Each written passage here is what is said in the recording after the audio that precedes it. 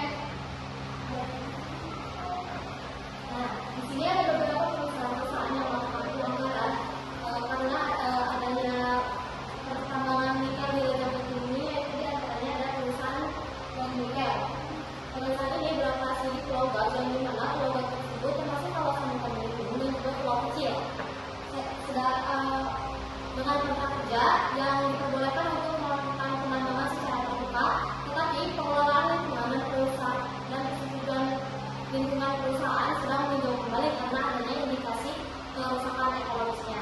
Selanjutnya itu ada dari perusahaan KW Sejahtera ini. Perusahaan ini beroperasi di Pulau KW dan juga pulau kecil.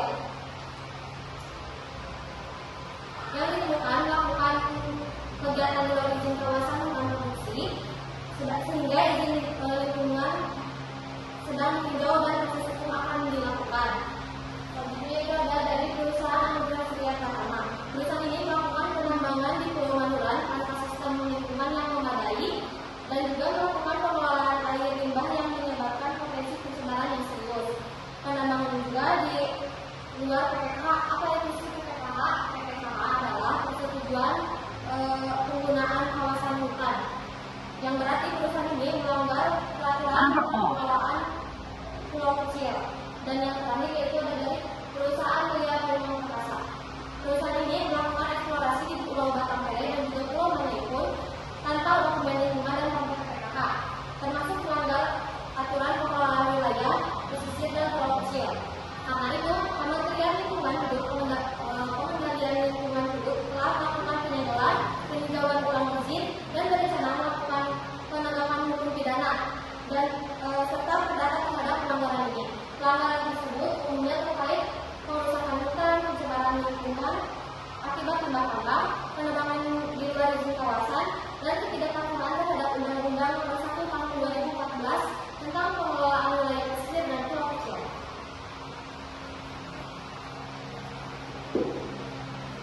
Selanjutnya yaitu kronologi pondok STM dimulai pada tahun 2017 sampai 2019 itu merupakan penambangan tembaga emas yang diajukan oleh perusahaan multinasional dengan dukungan pemerintah lokal. Selanjutnya pada tahun 2020 sampai 2021 itu merupakan gerakan penolakan besar-besaran dari pengusaha wisata, aktivis lingkungan, dan dari masyarakat adat yang berkuat. Selanjutnya pada tahun 2022 itu merupakan konservasi laut ditetapkan. Namun perizinan tambang terus diproses tanpa konsultasi transparan dengan masyarakat adat. Dan yang terakhir ini pada tahun 2023 sampai 2024 itu merupakan legislasi berkelanjutan dan upaya pelanggaran konstitusional terkait pasal 3 Undang-Undang 1945.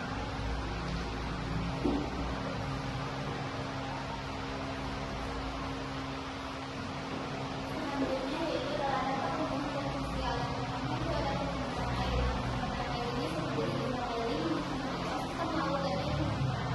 Kemudian yang kedua ada proses kesehatan yaitu obat-obatan berat yang menyebabkan kanker hingga penyakit kulit. Ketiga ada pencemaran yaitu pembangunan yang memberatkan kritis yang mengancam kebutuhan dan kelalaian yang mencapai 12.000 orang internasional. Yang keempat ada kerusakan ekosistem yaitu dalam spesies yang tidak ada dan yang terakhir yaitu pertumbuhan nafas karena masyarakat bisa kehilangan bahan penting hingga identitas mereka.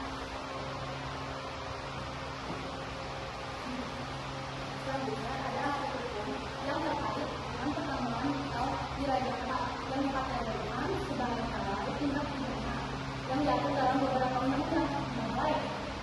Undang-Undang Nomor 1 Tahun 2014 tentang pengelolaan wilayah pesisir dan pulau-pulau kecil, khususnya pada pasal 35 dan 73 yang melarang penambangan mineral di pulau kecil, yang melarang penambangan mineral di pulau kecil yang menyebabkan kerusakan ekologis dan dampak lingkungan, sehingga ada ancaman hingga 10 tahun penjara bagi pelaku. Yang kedua yaitu Undang-Undang Nomor 32 Tahun 2009 tentang perlindungan dan pengelolaan lingkungan hidup atau UPPLH yang mengatur sanksi administratif dan sanksi pidana bagi kerusakan lingkungan tanpa memenuhi ketentuan AMDAL. AMDAL yaitu analisis mengenai dampak lingkungan. Selanjutnya, Undang-Undang Nomor 27 Tahun 2007 tentang pengelolaan wilayah pesisir dan pulau-pulau kecil yang melarang penambangan terbuka di pulau kecil dan kawasan konservasi tanpa izin dan pengelolaan berkelanjutan. Selanjutnya, Keputusan Mahkamah Konstitusi Nomor 35 Pengujian Undang-Undang 21 Tahun 2023 yang menegaskan bahwa aktivitas penambangan di pulau kecil harus sesuai aturan dan tidak melanggar keputusan Mahkamah Konstitusi.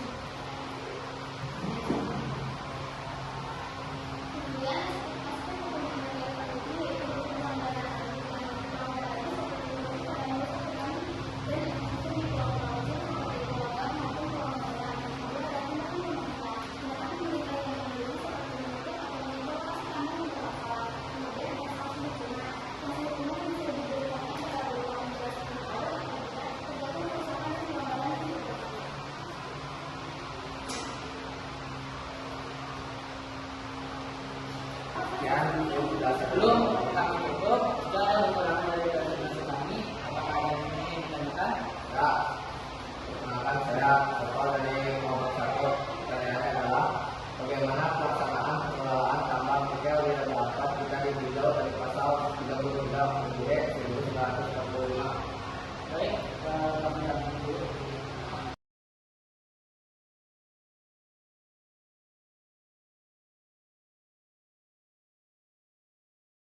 Baik, ada lagi? Izin bertanya, saya Amina dari kelompok 3. Mau bertanya bagaimana tanggapan masyarakat dan pemerintah terhadap aktivitas pertambangan nikel di Raja Ampat?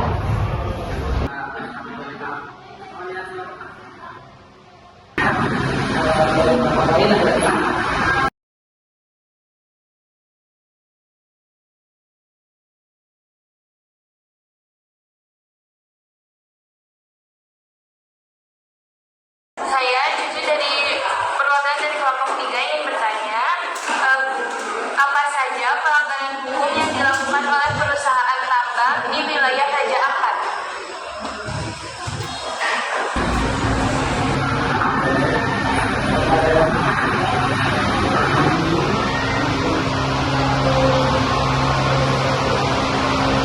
Baik, kita akan menjawab dulu.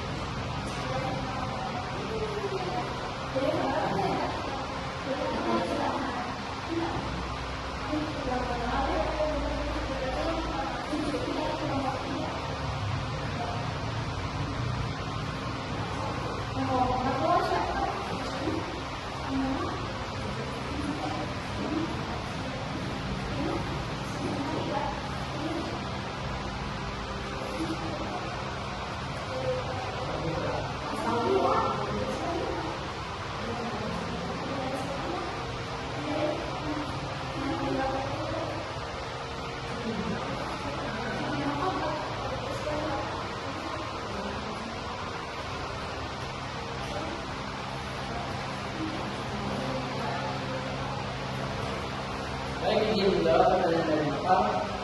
Pelaksanaan pengelolaan tambang nikel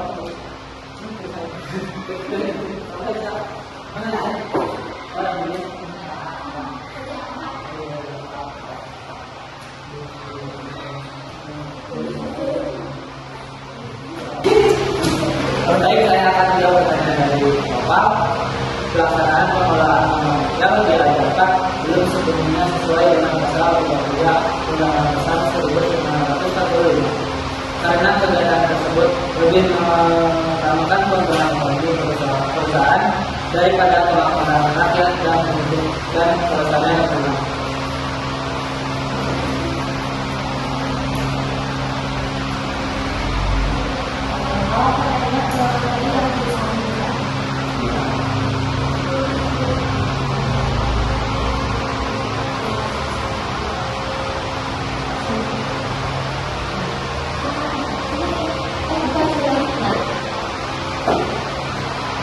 Jadi tadi kan kelompok 7 kelompok 3 ini tuh menanyakan juga pelanggaran ya. Tadi sudah dijelaskan mana saja perusahaan-perusahaan yang melakukan pelanggaran tersebut. Nah, karena ini pada perusahaan Ginjal, Intel, perusahaan Proyek Sejahtera ini, perusahaan Anugerah Sejahtera Utama, sama perusahaan Mulia Pleno Perkasa, itu diantaranya yang melakukan pelanggaran pertambangan di wilayah 4. Ini melanggar Undang-Undang Nomor 1 Tahun 2014 tentang pengelolaan wilayah pesisir dan pulau kecil, serta Undang-Undang Nomor 32 Tahun 2009 tentang perlindungan dan pengelolaan lingkungan hidup.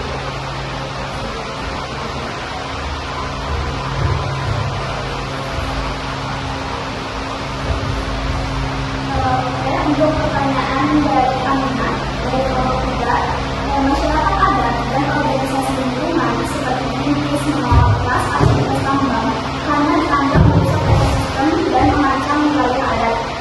Namun, sebagian ini blogger itu mendukung tambang karena melihat potensi ekonomi dan belum merasakan pencemaran.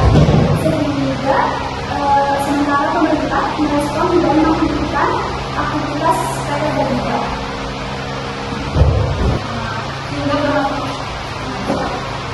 Baik, terima kasih atas pertanyaannya. Semoga jawaban dari kami bisa diterima dengan baik dan bermanfaat bagi kalian. Jadi kesimpulannya adalah pertambangan yang tidak bermanfaat bukan hanya sekedar keselamatan, tapi tujuan komitmen Indonesia terhadap kelestarian alam. 1. Harus ada keseimbangan antara pembangunan dan konservasi. 2. Pertambangan yang tidak bermanfaat terlalu berharga untuk dikorbankan demi keuntungan jangka pendek.